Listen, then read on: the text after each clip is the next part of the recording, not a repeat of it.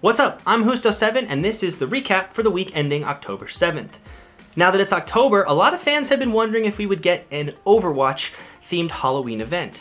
Last year the Overwatch team released Junkenstein's Revenge, and they did a Halloween theme event that had over 120 new skins and sprays and emotes, and a co-op survival style mode called Junkenstein's Revenge.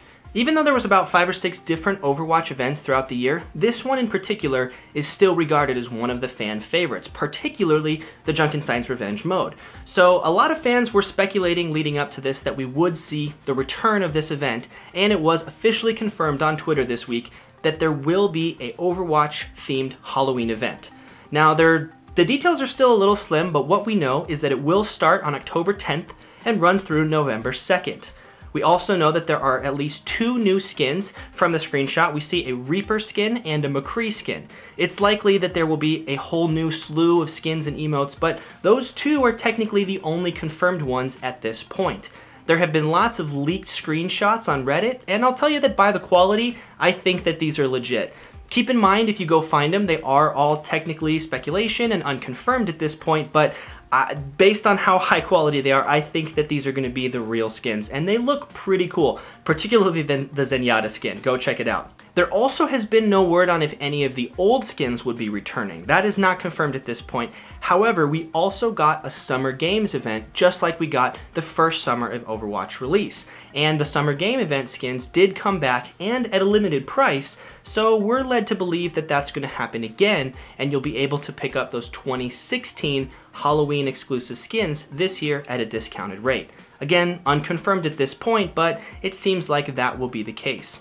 Also, we don't know if the mode, Junkenstein's Revenge, will be coming back, and if it will be coming back in the same map, in the same form, or in a new form. I'll keep you up to date on Twitter with any new developments, but again, it's pretty likely based on the screenshots which show Junkenstein that this event and this map, or this mode, will be returning in some form to Overwatch coming very soon. The next story of the week is about the Star Wars Battlefront 2 beta. It is an open beta available to anyone right now. There was a 2-day early access for people with pre-orders, but now anyone can get in on the Star Wars action. At the time of filming, you have about 48 hours left to play the beta. It will go off at October 9th around noon Pacific. It seems like most people agree that this time around Battlefront 2 seems to have a lot more content than its predecessor, which is good news because Battlefront 1 was definitely lacking in the content department.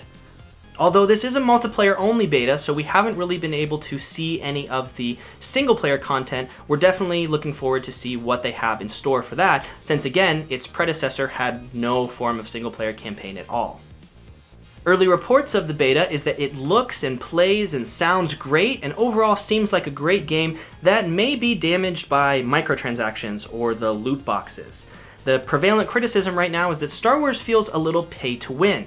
There are essentially loot boxes in the game, a feature that we've seen in most modern games, but that these loot boxes contain the star cards, and with the combination of a crafting system, how you can upgrade and use them, really give players that can shell out some money on these loot boxes a pretty serious advantage, especially early on in the game. You can always earn these loot boxes naturally through in-game play, but the people who shell out some money, $30, $50, $60 at the launch of the game will definitely have an advantage over the players that don't have these more powerful star cards.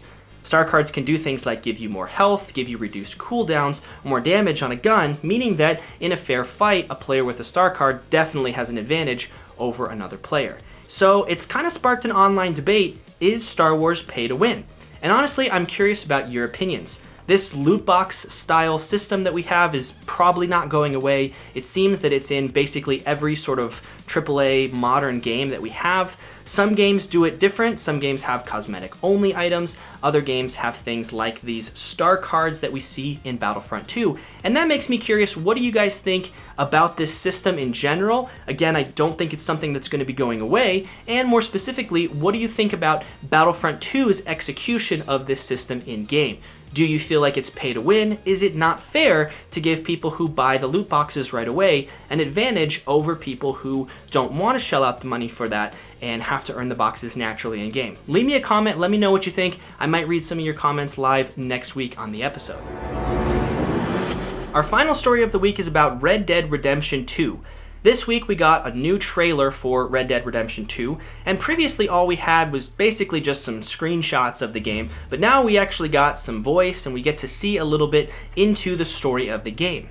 The game Red Dead Redemption 2 is going to follow Arthur Morgan. He's a member of Dutch's gang, which if you have played the original Red Dead Redemption, that's the gang that John Marston actually leaves at the beginning of the game, so it definitely confirms that this is going to be a prequel to the game. Overall, the game looks like it's going to be great, but one thing that we haven't heard a lot of details about is the online element of Red Dead Redemption. Rockstar Games has not released any game since its 2013 launch of GTA 5.